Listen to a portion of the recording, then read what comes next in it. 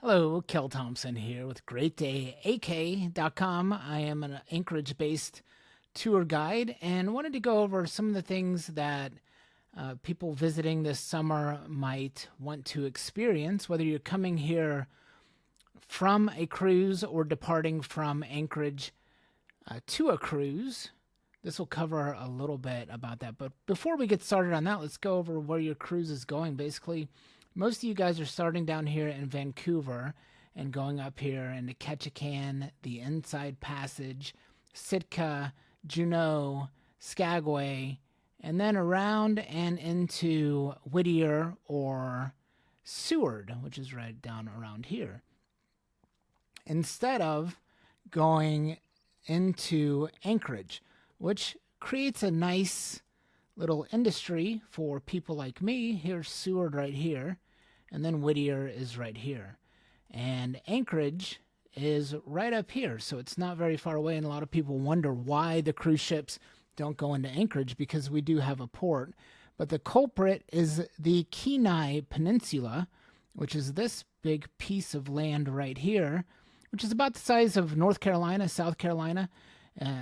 Alaska is obviously a very big place, and this is also a very big chunk of land. So in order for the cruise ships to go around that, it's, I'm told, not quite as beautiful as the Inside Passage and all the areas you're going to go, but also logistically it would take another couple days to motor around that. So with the price of fuel, etc., generally all the ships come into Whittier or Seward, and then there's a beautiful drive to Anchorage. So from Seward, it's about 2.5 hours to go through here, down the Turnagain Arm, and into the Anchorage area.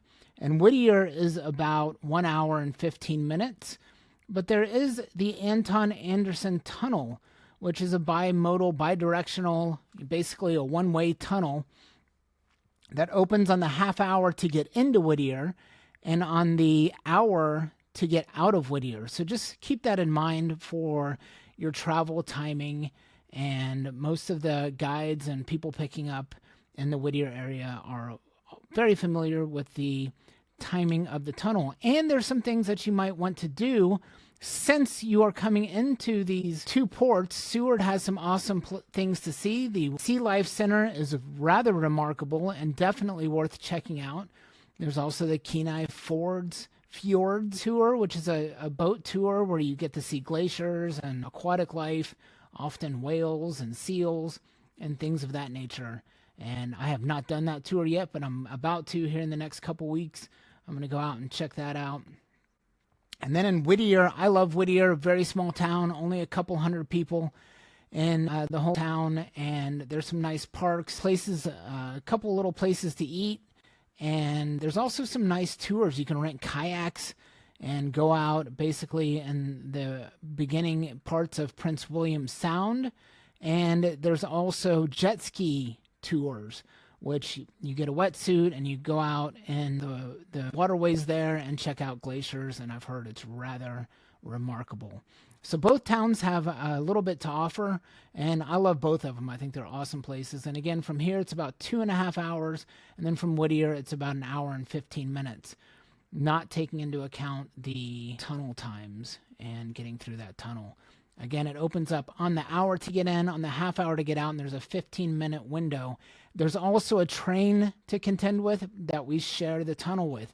And that can throw things off a little bit, and the tunnel can generally, on occasion, run a little bit late. So keep that in mind if you're waiting for your tour guide, your drive, your transportation. Sometimes that tunnel can hold us up. Not very common, but it does happen.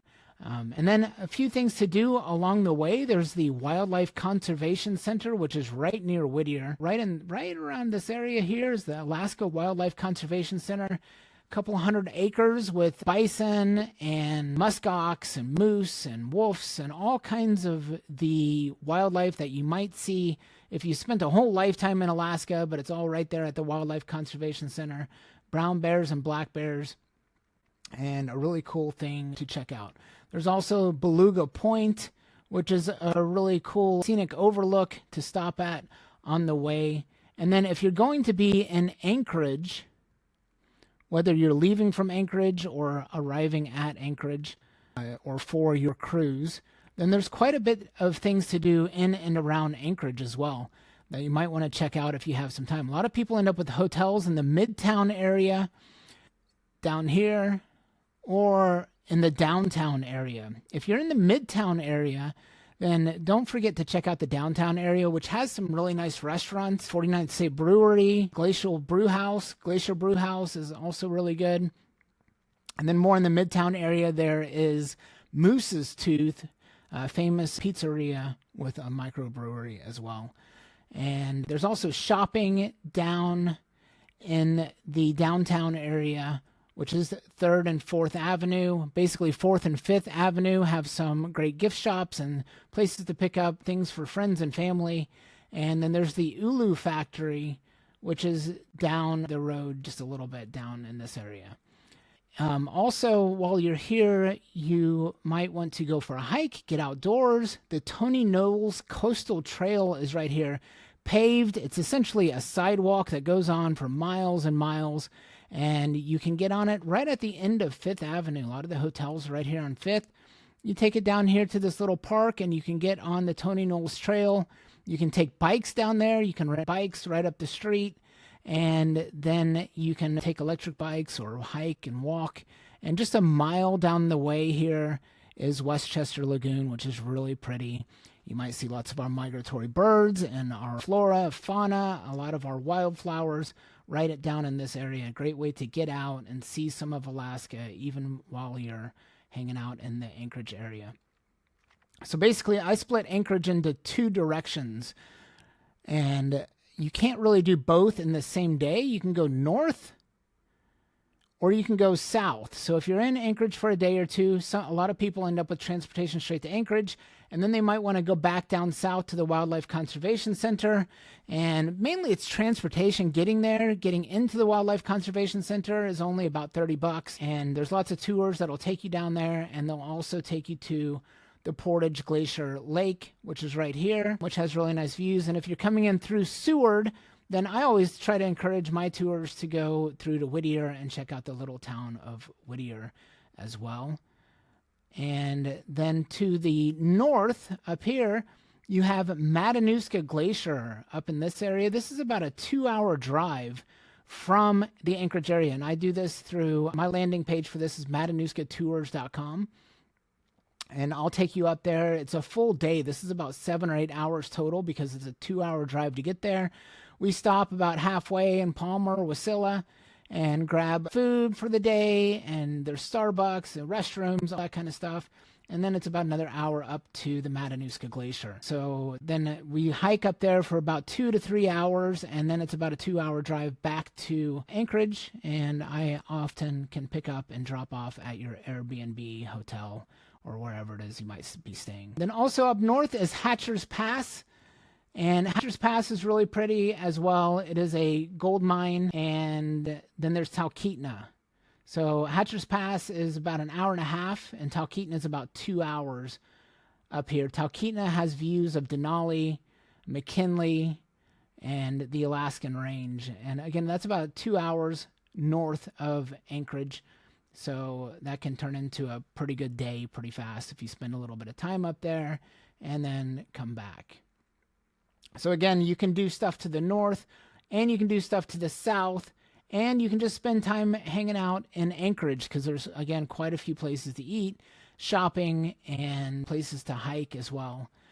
So hopefully that gives you a little bit of overview. Again, I'm at greatdayak.com.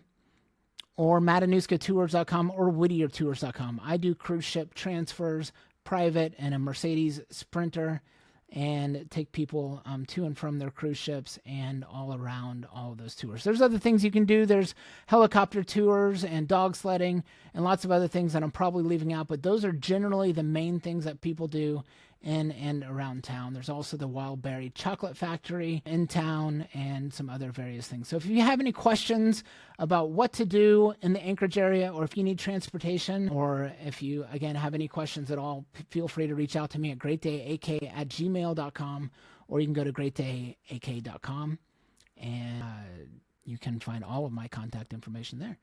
And remember, it's always a great day in the AK. Oh, if you're wondering what to wear and during the summer. The temperatures can vary, obviously, from the beginning of summer to the end. In the middle of summer, you can expect 50s, 60s, even 70 degrees, and on occasion into the 80s. It can vary by 20, 30 degrees, so it's really hard to tell specifically what the weather and temperature is going to be like. It can be sunny for weeks on end, and it can be raining for a week as well. So you can also experience rain in the morning and sun in the afternoon, so it's always changing. It's always good to have some rain gear and to have a few layers. I wouldn't say you need a heavy winter jacket in the summertime, but to have a light coat, maybe a sweatshirt and a t-shirt is a good sort of layer system. That way you can take layers on and off depending on the weather. And a light raincoat is always advisable, even some rain pants, especially if you're going to get out and do some hiking and see some things, then you might want to be prepared with that. It can be muddy, a little bit dusty, as well, depending on, what the weather's doing. So anticipate that. A lot of people really want to wear their winter fashions up here, which I totally respect. Just remember that it can be rainy and wet, and it can be sunny. And the name of my company is It's Always a Great Day in the AK because it's always beautiful. Whether it's raining or snowing or sunny here, it's always pretty remarkable and amazing. So again, reach out to me if you have any other questions. Hope this helps give you a little bit of an idea of the logistics regarding the Anchorage area.